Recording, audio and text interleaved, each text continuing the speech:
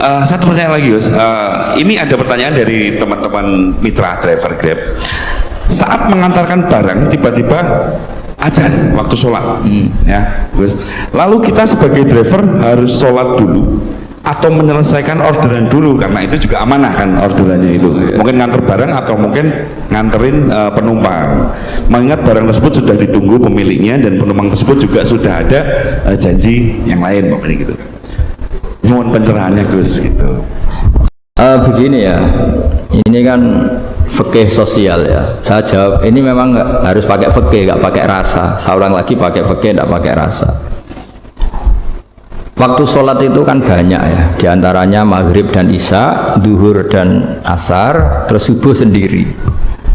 Ya, ben sampean belajar fikih, orang belajar tasawuf ya. Nah, kalau subuh itu tidak ada toleransinya kalau waktunya sudah tinggal 10 menit, karena tidak ada jamak. Ya, tidak ada apa? Jamak. Sehingga misalnya kalau kamu ngojek, waktu tinggal 10 menit, ya harus sholat. Tapi kalau sekedar dengar azan, ya, ini penanyanya kayaknya itu teman kamu, jadi fikihnya kayak kamu, nggak jelas. Azan itu kan bukan akhir waktu sholat. Azan itu bukan akhir waktu sholat, tapi awal sholat. Itu udah harus supir Grab, udah harus supir Gojek. Meskipun kamu makan ada azan, ya teruskan saja, kan udah akhir waktu sholat. Anda menerima tamu, gendong anak, atau sedang nyupir, atau sedang bercengkrama sama teman. Kalau ada azan ya nggak apa-apa, misalnya diteruskan. Kan bukan akhir waktu sholat. Yang benar-benar harus ditinggalkan itu kalau waktu sholat misalnya tinggal 7 menit atau tinggal 8 menit. Waktu yang mau tidak mau kamu harus tasarrufkan, kamu peruntukkan injury time gitu. Injury time. Nah, gitu aja kok nggak tahu ya. Nah, lalu misalnya, kalau pertanyaan tadi mestinya kelasnya itu kelas afdoliyah. Utamanya gimana? Kalau wajibnya belum ada, karena kan waktunya masih panjang. Jadi pertanyaannya bukan wajibnya, tapi sebaiknya, karena ini semuanya belum mendesak kan. Andai kan kamu teruskan nganter barang kan tidak ada jaminan waktunya habis. Padahal kalau kamu memaksa sholat, mungkin citra kamu sebagai supir Grab tidak baik, karena dianggap mengabaikan konsumen. Nah, terus kedua menyangkut jarak. Oke, seperti itu. Nah, sekarang kalau pertanyaannya dibalik, makanya yang dibalik ini agak ribet. Waktu sholat tinggal 8 menit. Ada konsumen yang minta diantarkan saat itu, dan acaranya ke mall happy-happy. Maka fatwa kita sebagai ahli fikih, ya tantang saja, saya mau sholat dulu. Kalau nggak sabar ya silakan cari yang lain. Kalau acaranya ke mall. Tapi kalau acaranya kelahiran atau transfusi darah atau mau nganterin darah ke pasien yang sudah koma, maka kita langsung, karena ibadah sosial itu didahulukan mengalahkan ibadah yang haknya Allah, karena Allah itu zat yang tidak butuh ibadah kalian. Tapi kalau pasien ini kalau nggak nang kesampaian darahnya mati misalnya, jadi kamarnya Allah lebih apian lah gitu. Makanya masyhur kalau dalam fikih hak Allah sama hak adami ini dimenangkan hak adami, tapi bukan karena Allah kita kalahkan. Allah tidak butuh itu semua gitu. Jadi dikalahkan tapi bukan karena kalah, justru karena tidak butuh. Ya ibarat gini lah, Allah itu saking baiknya Allah kan pasti di atas orang tua kita. Itu pasti, saya ulang lagi, baiknya Allah pasti di atas orang tua kita. Orang tua kita saja baik, apalagi Allah. Misalnya orang tua kamu butuh uang 5.000, adik kamu butuh uang 5.000, adik kamu yang kecil atau ya, kira-kira orang tua kamu itu nyuruh dikasihkan beliau apa adik kamu, kira-kira saja ke adik kamu. Nah, Allah itu saking baiknya, hal yang terkait Allah, misalnya tadi sholat tepat waktu sama ibadah sosial, itu disuruh ibadah sosial. Karena ini kalau nggak kesampaian transfusi darahnya atau apalah, atau kamu dokter yang harus mengurus operasi, waktunya tinggal 5 menit, kamu harus ngoperasi pasien dulu, karena Allah bisa menerima sholat kamu. Nah, tak terangkan lagi, ini fikih terus. Lalu sholat yang apa? Kalau sholat itu antara maghrib dan isya, dan nanti yang terlambat itu maghrib, kita ngikuti ulama yang mengatakan jika ada darurat maka maghrib dan isya boleh dijamak meskipun tidak atas nama pergi. Kan jarak kamu kan tidak jarak masafatu qasrin.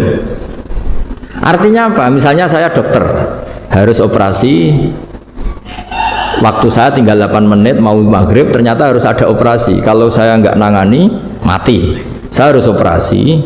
Dan nanti waktu saya maghrib habis itu tidak harus dikatakan kodok atau yang mengeluarkan maghrib dari waktunya. Bisa saja menurut ulama dianggap boleh dijamak takhir dengan isya karena kondisinya masih waktu jam'in. Begitu juga zuhur dengan asar. Tapi kalau waktunya itu asar tinggal 8 menit kemudian harus ada operasi, ya kita operasi, waktu asar kita mundur sampai maghrib, namanya kodok yang dimaafkan Allah. Ya namanya tetap kodok karena asar nggak bisa dijamak dengan maghrib. Jadi ini fikih ya, jadi jawabnya harus jelimet. Jadi saya ulang lagi ya, tadi kan pertanyaannya dengar adzan. Kalau adzan kan waktunya masih panjang, apalagi misalnya maghrib kan waktunya kan taruh saja ada waktu seperempat jam. Ternyata andekan kamu antar hanya butuh waktu 7 menit, kan nggak ngefek sama sekali. Saya nyanda. Nah, nyanda. Gitu. Terus kalau driver umpamanya dapat order, Ini yang tanya kamu malah mewakili dalam, kalau ada driver dapat orderan food, nganterin makanan, tapi makanannya non halal, itu fakihipun pripun? Nah, makanya itu tadi ya. Kamu tahu betul kalau itu non halal loh? Kalau itu sudah tahu pasti non halal. Nah, iya, tadi. Daging Tyrannosaurus, nonton mungkin.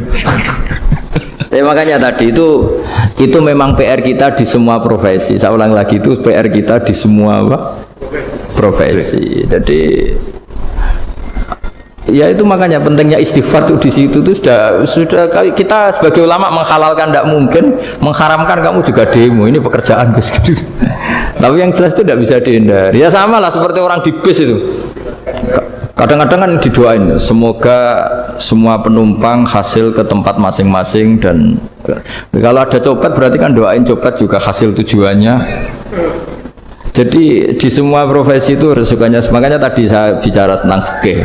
Kaidah umumnya menolong maksiat itu ya bagian dari maksiat, menolong taat itu bagian dari taat. Mau tidak mau harus ada hukumnya. Setidaknya barokahnya tahu hukum. Kalau kita salah belum istighfar gitu, sudah salah nggak merasa salah itu. Jadi barokahnya tahu hukum itu paling tidak kan kita ya istighfar lah. Kan ya tadi seperti paket misalnya, kan ada saja orang paket yang jelas-jelas barangnya itu haram, tapi atas nama profesionalitas kan mungkin tetap dikirimkan. Tapi barokahnya ngerti hukum dia istighfar. Nah, tapi karena kalau kita menyarankan sudah ada usah pekerjaan yang lain banyak nanti kan rai-rai potongan tawakal dikandani ngono kan ya repot deh. Nah, kalau kita kiai guys gak apa-apa wis pangeran sugih. Menurut sampean harus ternuntut Gus saya karena fatwa jenengan saya sekarang miskin, ini gimana pertanggungjawabannya? Ya ribet kan. Tapi saya ulang lagi, itu seninya ngelola kehidupan semuanya seperti itu. Jadi makanya kita nggak pernah berhenti berdoa Rabbana dzolamna anfusana, karena dalam sisi semua hidup kita itu pasti ada unsur nggak benernya gitu. Ya saya ulang lagi, pokoknya kaidah umumnya itu menolong taat itu ya ikut bagian dari taat, menolong maksiat ya bagian dari maksiat. Tapi ya tadi ya kita harus istighfar. Kan cuma tadi yang jelas-jelas maksiat dan kita tidak tajassus. Saya ulang lagi, tidak tajassus itu neliti wong nanti jelimet. Jadi misalnya ada perempuan mau ngojek ke sini ya diantar saja, jangan tanya detail. Itu apanya mbak? Hubungannya dengan kamu apanya? Wah ya ribet kalau jadi kepo. Jadi gue tidak perlu gitu. Artinya sudah umumnya orang saja sudah. Nah, lama-lama juga gitu. Kalau ada bapak-bapak main itu ke siapa pak? Tujuannya laki apa perempuan pak? Surat nikah mana pak? Surat nikah mana? Saya sudah nikah gitu.